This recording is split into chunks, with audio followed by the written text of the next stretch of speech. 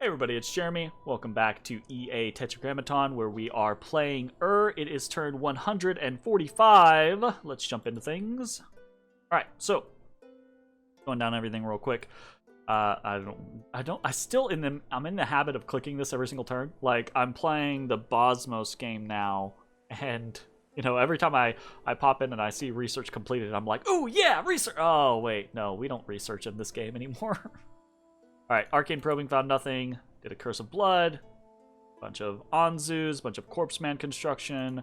More Arcane Probing, finding nothing. More Kusarikus, more Forces of Darkness.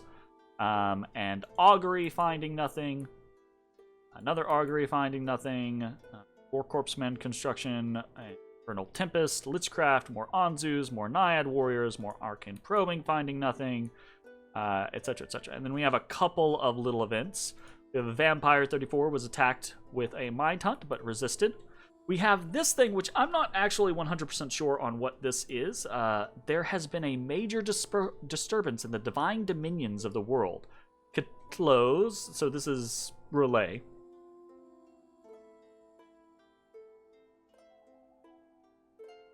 Anyways. Dominion has grown stronger at the cost of all other pretender gods. I don't know if this is an ongoing effect or if there was just a, ooh, suddenly Relay gets a bonus to Dominion. I haven't seen anything, but we're going to try to keep an eye on it over the course of the next couple turns. And I don't know if this is just like a luck event or if this is, it's not a, I don't think this is a global or anything like that, but we'll see. And then we have a report from Halbathria. Ruggy. Suddenly, a storm of fireballs appeared out of nowhere and struck the army located there. Great. I've been actually dreading this for a while, assuming that it was going to happen eventually. But my own medicine has been turned against me. We have been hit with flames from the sky, and it actually fucked us up. 374 units were hit. Of those, 127 units were killed. That's unfortunate. I would say most of these units are probably going to end up being units like Undead, who have low HP. Kidnids, who also have low HP, unfortunately. But also, this is the other kind of owie thing. Vampire Lords and even Liches. Because well, the Liches have a little bit more HP, but the Vampire Lords only have 15 HP. And Flames from the Sky does 15 fire damage, of course, with a DNR, a roll, right? But Vampire Lords also have susceptibility to fire. It is one of their actual weaknesses. So vampires are very susceptible to getting killed by Flames from the Sky if they don't have any gear. So we're gonna have to keep an eye on that. Got a couple of ideas though. So we've got that. Very cool. Or very cool. Very unfortunate, actually. Especially since we're in this phase where we're trying to gear up to kind of like amass more siege strength so that we can push to try to attack Hinnom. And then we get this happening, and that's just gonna put us back. Unfortunate.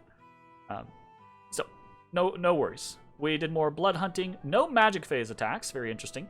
Nazar II was attacked by a horror. Let's see how this goes.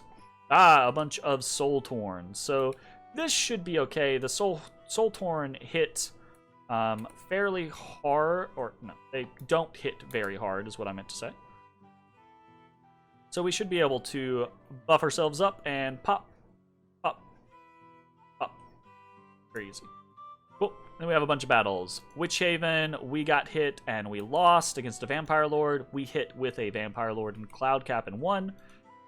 Hit with a Lich in range of Shadow and won. Lanka hit Hinnom and won. I do not know if Hinnom is going to be able to defend their cap, but this is an example of, like, we need to be moving. We are running out of time. We attacked in Ross and won. We attacked in Getia and won. We got hit in Edirol and lost by the Troll King. We watched Hinnom push back in Caves of Madness against Lanka. We attacked in Caves of Madness against Lanka and won.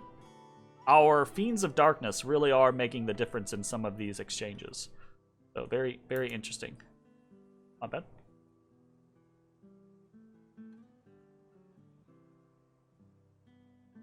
Go Vortex. Then I missed the fight. My bad. So we've got his Vampire Lord back here. Again, he's putting on invulnerability. You don't need to put on invulnerability. We already have invulnerability 25, so. Oof. Those Fiends of Darkness just came down and punched a hole in him. Very nice. Cool. Okay. That was Caves of Madness. Lanka hit in Behemoth's Rest. 1. We hit in Andoria and 1. We hit in Erd and 1 with an Enkidu Elder and some Thralls. And then we got hit by Lanka in Erd and lost to a Vampire Lord. Did everyone die on the retreat? Okay, everyone died on the retreat. Good. I actually want these people dead, so that's fine. Battle in Resting Heights, we won. Battle in Saitica, we won. We have Hinnom attacking Lanka with 2 Vampire Lords, he wins. Lanka attacking Hinnom with a small amount of undead and winning. And then we have some unexpected events. Misfortune 3 in Perenna. Barbarian scouts interrogated in Sodderth. Where is Sodderth? Sodderth, here. Okay. What's the province defense? Ooh, it's not great. It's Deer Tribe. Deer Tribe. I see, I see. Let's add a little bit to the mix there. Guess we could do something like send out a group of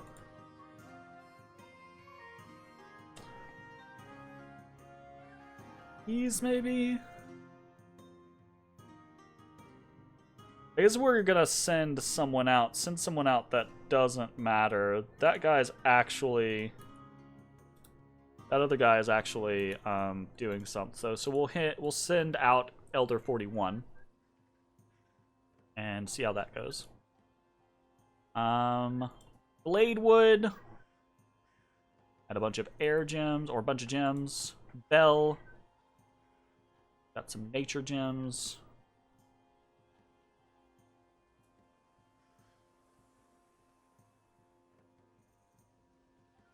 Right back.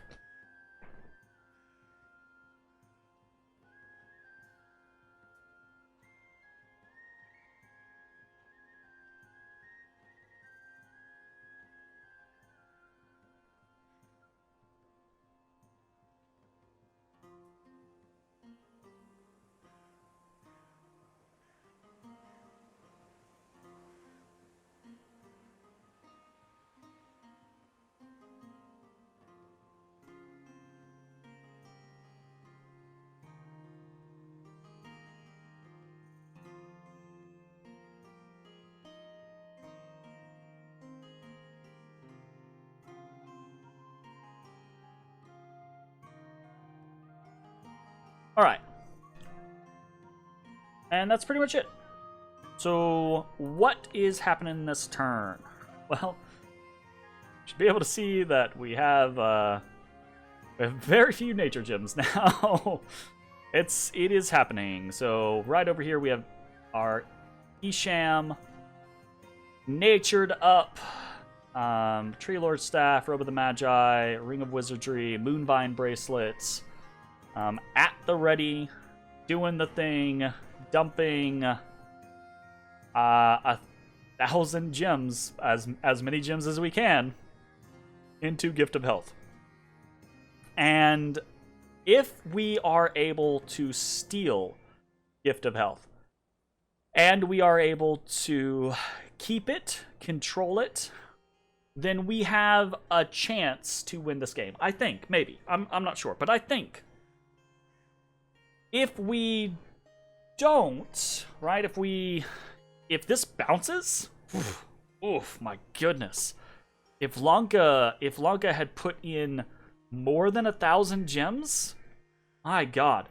Or if it is dispelled shortly or taken back shortly, then that is a fairly big deal. We will, I don't know, probably be consigned to losing the game eventually, right? It'll still potentially take a long time, but I think generally speaking, if we win, or if we take this and we hold it, we have a good chance to win. If we don't, I think obviously we kind of lose. I don't think it's guaranteed that we win if we hold Gift of Health, but I think it's a much better opportunity for us. So that's the biggest thing that is happening this turn. A couple other things. We are raiding around, alternating raids as we have been. This group is less robust, I suppose. Did we... yeah. I think actually my plan was to... You know, that's fine. So we've got Vampire 38 attacking, we've got Vampire 31 attacking, and we've got Vampire 33 attacking. And then we've got a bunch of movement from other individuals. So we'll see how that all goes.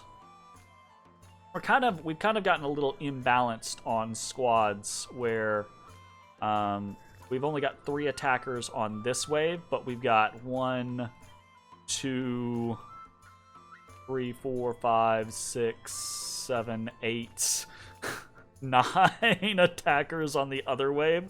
So that's not really good. That's kind of a problem. We need to see what we can do about that. But it is what it is. Obviously, we're going to try to intercept this this little attack by barbarians here in Sawdarth. Our Dominion, right? We were talking about the Dominion scenario with Relay earlier. It does not look like our Dominion has been pushed back any here in the Relay area, really. But it has been pushed back slightly by Lanka over here in the Fomorian front. So that is a concern that we want to keep our eyes on. Glistening Dew Forest is still very high, and most of these places are barely hanging on as far as Dominion is concerned. Again, if we can get our hands on any of these thrones, then our Dominion is probably going to be pushed fairly well. But it kind of is what it is. I've been considering for a while the concept of maybe starting to move into something like... Ishibs are Priest 2s, and we can produce them way more cheaply than we can Intus or Incies. But I don't think it's practical to build out a stealth kit on them, basically, to do like a Shade Mail Hauberkin with there's the cat gem or whatever it is, the stealth boosting items. I think there's a cape or something like that as well.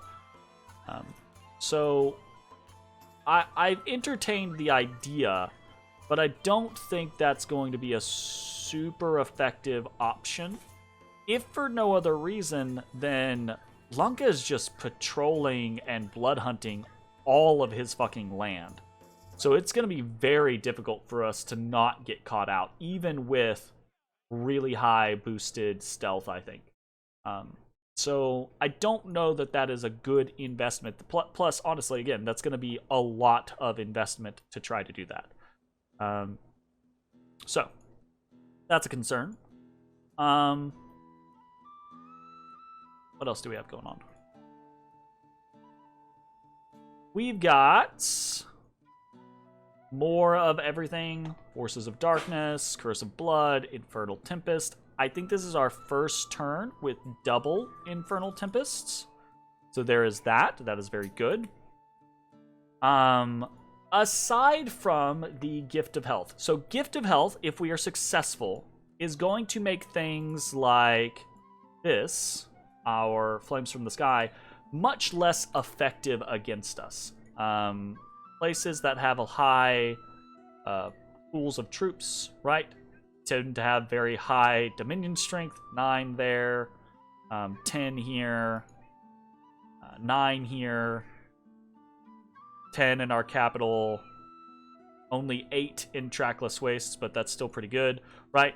That's a lot of bonus HP. So it's going to make it very hard for, or not very hard, it's going to make it harder for things like Kidnids to die. Things like Long Dead will still be very easy to kill.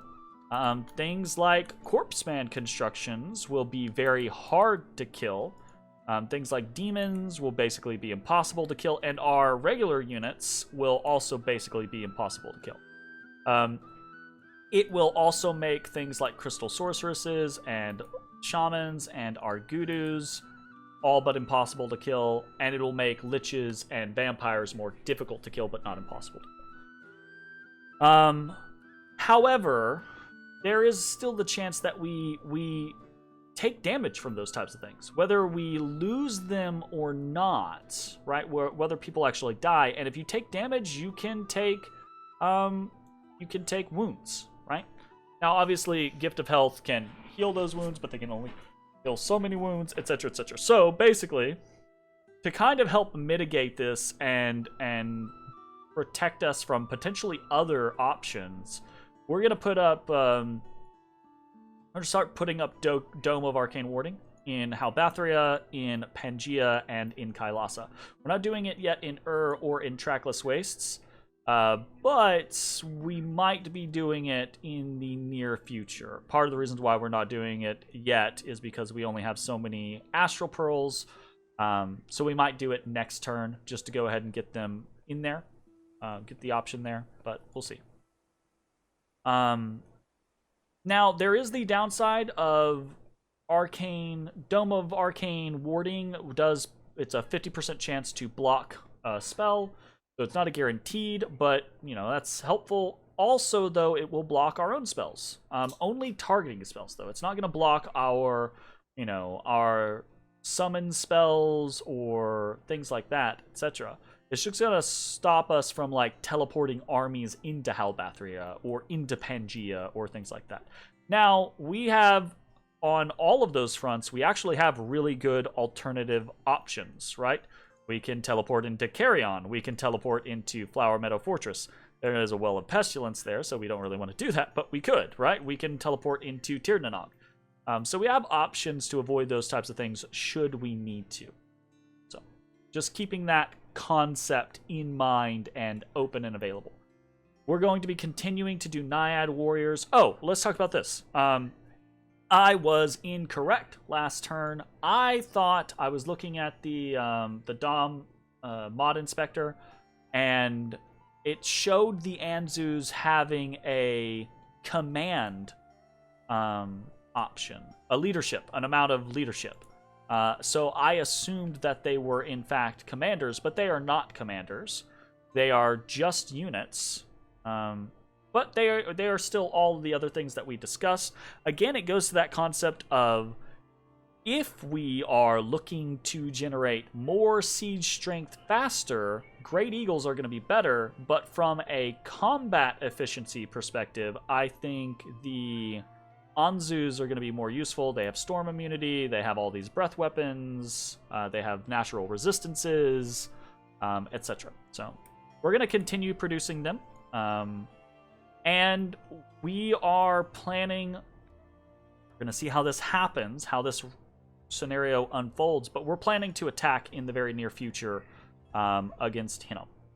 A concerted effort in the next less than 5 turns. Now that we have multiple in Storm Demons coming up, we should hit our mark of 100 or so very rapidly.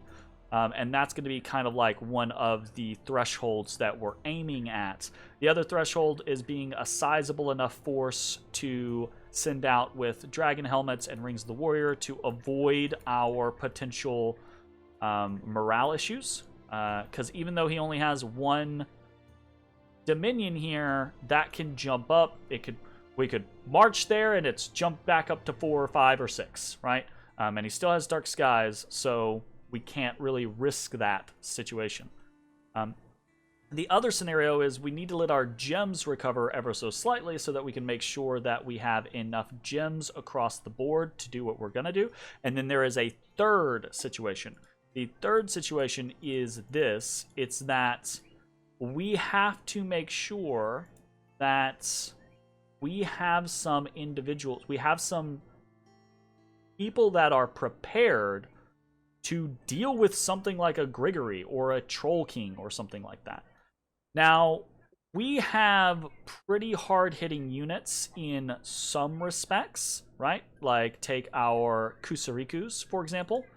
It can be very difficult for someone to just ignore 25 damage, especially you add in a Rush of Strength, and then suddenly it's 29 magical damage, etc., right? But not impossible. So we have to be, and we don't have a crazy amount of them also, right? So we have to be concerned about that type of thing.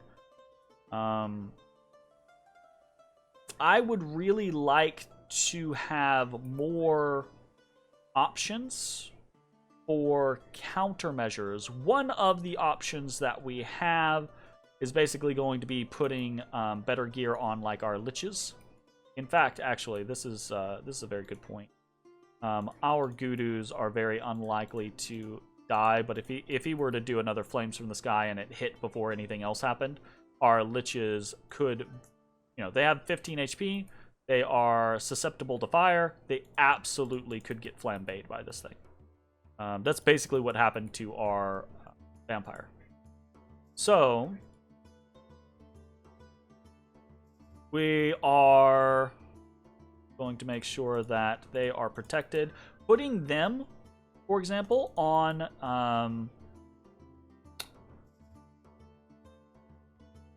that helps somewhat, but it's still not a guarantee, unfortunately. What is a guarantee is basically Demon Banes. Demon Banes give enough resistance and an HP boost that it's very unlikely for our liches to actually get harmed by these attacks. But, so, anyways, continuing on. The liches are going to be one of those options. Having them on advanced and cast spells, potentially to be able to get into range to do things like Disintegrate or Drain Life, right, can be very, very useful for taking out super combatants, basically. It's the scenario of they probably have extremely high MR, but, a DNR or DRN, a roll, if you do 50 disintegrates, then there's a pretty good chance you're going to roll really high on one of them, who knows, that type of thing.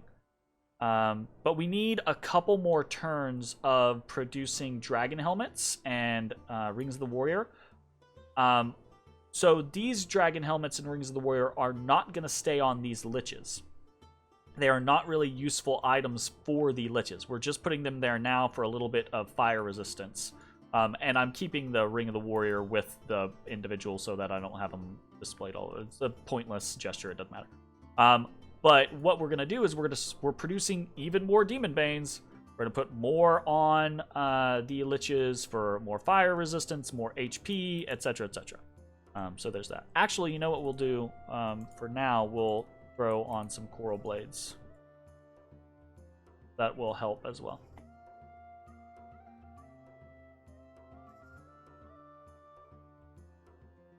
And we're not actually utilizing the Coral Blades at the moment. So. Sweet. What else are we doing? We are working towards gearing up our Apkalu 6. They have the Rune Smasher. We're going to be making a Starshine Skull Cap for them, which will put them at Astral 5. They are going to be using a 1, 2, 3, 5, 6, 7, 8. They are going to be using a Eye of the Void and Spell Focus instead of like a Crystal Coin or anything like that. That's going to give them a total of 5 penetration with their Rune Smasher. So 5 penetration is going to be +1 penetration over the anti-magic, the invariable anti-magic that comes. With the communion that we have, they will be astral 8. Is that enough? Yeah, that's enough. Astral 8 is exactly enough. So they will be able to do Master and Slave. And basically, they're going to have a +1 pen over Master and Slave. So it's not going to be great. It would be better with a much larger force. But it's still going to be something, potentially. And the hope is that, again, we're not trying to... Realistically, we're not trying to net his entire force. We're just trying to net enough people to potentially grab some other stuff. Ogres are probably not going to have very much. Kitnids, they have good magic resistance, actually. That's fair. I don't know what fire snakes have. Fire snakes. So we'll have to find out on that. But anyways, we're continuing to make preparations. A whole lot of Demon Banes being made. A whole lot of Dragon Helmets being made. We're not very far away from moving towards Rafabolia. And in that vein, the same thing applies to White Forest, and the same thing applies to Realm of Silence. But we've got to watch out because Lanka is moving. Lanka has had a way better amount of success raiding and taking and controlling territory from Hinnom. We basically took the Tirnanog area. Where's that? Up here. We basically took this section from Hinnom, and then that was it. We've been just fighting in this line ever since. And each time we have tried to amass an army to take another stronghold, we've lost.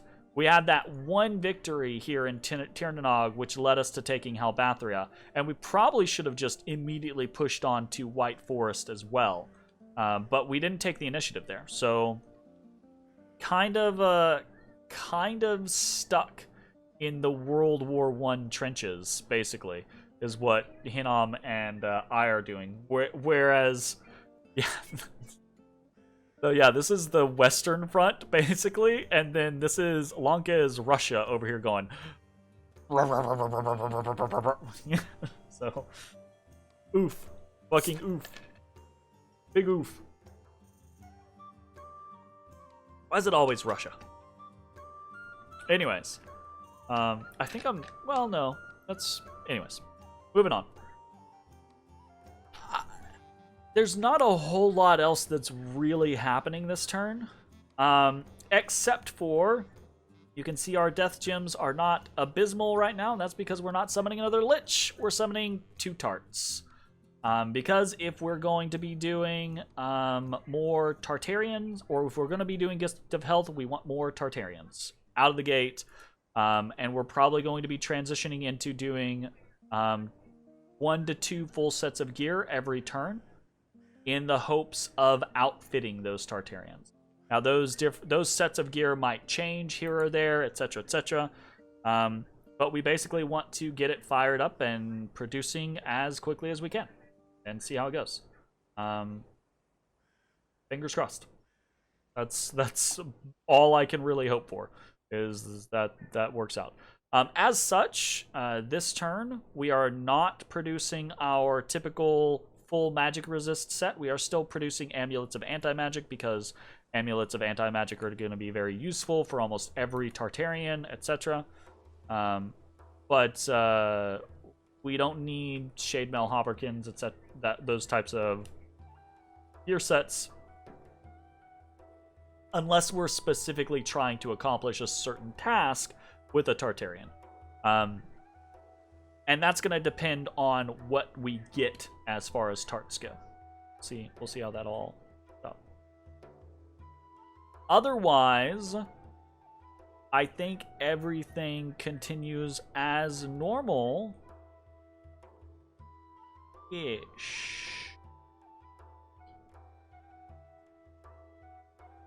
I'm really considering sending another squad of 6, 7. Another communion squad, basically, towards the front.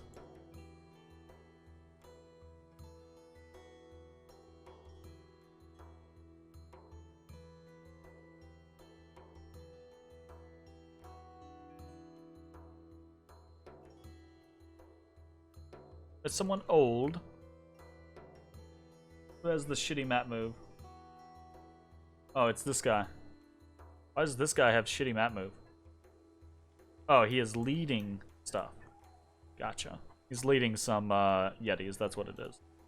Yep, I was correct. Okay, so in order for us... Here's another thing that I forgot about. In order for us to be utilizing... That's going to be a pain in the ass. Because we no longer have... we no longer have Mother Oak. This was actually a big deal for us. Mother Oak, losing Mother Oak several turns ago was actually a really big deal. It took us longer to get to this point with Gift of Health, and it's also going to be a pain in the ass because now that we're at Gift of Health, we want to Gift of Reason way more frequently. But that's basically all the gems that we're going to have every single turn. So pain in the butt. We'll see how it goes. We might end up having to like alchemize gems here or there. Who knows? In order to keep production going the way that we want it to. Yeah, I don't know. I do not know. Fortunately, I say fortunately, we don't need a lot. Even if we're doing like Boots on the Messenger and Rings of Regeneration for every person, then we still don't need a lot because this is 3 gems and this is 7 gems. 8 gems. So we need 11 gems total. Turn. So no, that's for one person. We would need 22 gems. Oy, boy. Yeah, we don't have that income. Even with Mother Oak, we didn't have that income, but we were at least closer with Mother Oak. So it might be that double Tartarians is not the way that we go. We might just have to go single Tartarians. And then allow our gems to fluctuate here or there, and then like occasionally throw in a second Tartarian or something. Who knows? We'll have to see how it turns out.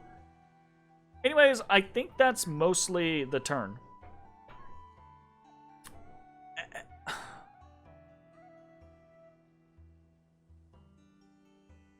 Pretty much everything rides on this Gift of Health.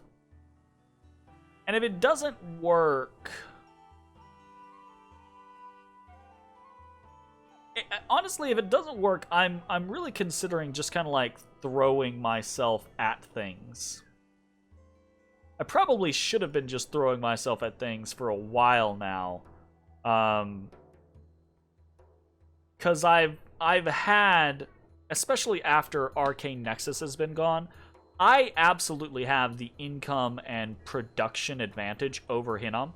I've just been loath to lose anything, right? So I've been loath to, like, I don't want to send a big army to its doom. But I can probably afford to send a big army to its doom. And he can't really afford to take the losses. Like, every time we fight, taking a look, thinking back to, like, our Dark Skies losses and things like that, we still inflicted heavy casualties, right? There's not really a reason for us to have been as passive as we have been throughout this game. And that's a hard skill to learn in a strategy game like this. Especially coming from a more single-player background, I've spent so much time. You can always kind of like, maybe not always in certain games, but in most games you can kind of outscale the AI, right? Just be like, oh well, look, they're entrenched. We'll give it 20 turns. We'll build up. We'll siege them down, right? We'll siege them down. That kind of concept. Eventually, we'll be able to break them. But that's not... It's still a valid thing in PvP and multiplayer, right? But you're also just allowing... The AI is limited. It thinks on a... Depending on the AI, right? But it's not going to think its way out of the box. Whereas a human player absolutely can. We have just given Hinnom time over and over and over and over again to come up with plans. We've given Lanka time over and over and over and over again to come up with plans. And if we lose because of that, well, you know, it is what it is. But it's a lesson to be learned. There is a lesson to be learned in that, so that I can become a better Dominions player in the future. Hopefully. Anyways, that's it for the turn. Thanks for watching. We'll see you next time. Bye, everybody.